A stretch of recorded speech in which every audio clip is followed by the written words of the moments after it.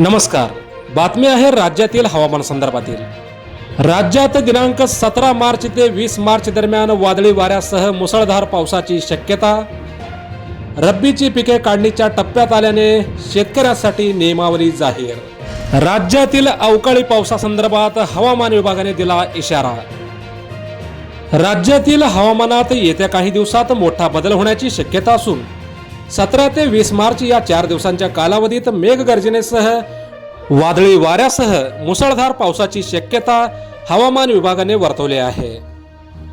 वादळी वाऱ्यासह विजांच्या कडकडाटासह मुसळधार पावसाची शक्यता वर्तवण्यात आली आहे.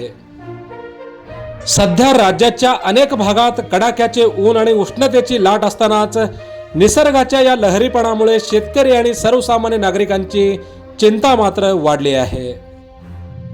सध्या रब्बी हंगामातील पिकांची काढणी अंतिम टप्प्यात आल्या असल्याने शेतकऱ्यासमोर मोठे संकट उभे राहिले आहे.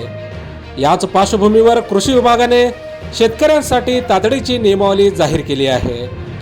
शेतकऱ्यांनी काढणी केलेली पिके सुरक्षित ठिकाणी साठवून ठेवावीत किंवा ती पावसापासून बचावासाठी ताडपत्रीने झाकून ठेवण्याची व्यवस्था करावी. वादळी वारे आणि संभाव्य गारपिटीमुळे पिकांचे मोठे नुकसान होऊ शकते. त्यामुळे हवामानाच्या अद्ययावत अंदाजाकडे सातत्याने लक्ष देऊनच शेतीची कामे नियोजित करावी असे आवाहन मुख्यमंत्री कार्यालय आणि कृषी विभागाकडून करण्यात आले आहे. राज्यात 17 ते 20 मार्च दरम्यान वादळी वाऱ्यासह मेघगर्जनेसह विजांच्या कडकडाटासह मुसळधार पावसाची शक्यता हवामान विभागाने वर्तवली आहे.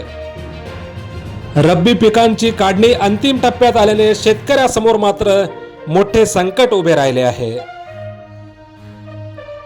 मोजक्या निवडक आणि महत्त्वपूर्ण बातम्या पाहण्यासाठी सबस्क्राईब करा हेलो सोलापूर न्यूज चॅनल आणि नोटिफिकेशन मिळवण्यासाठी बेल आयकॉन प्रेस करायला विसरू नका.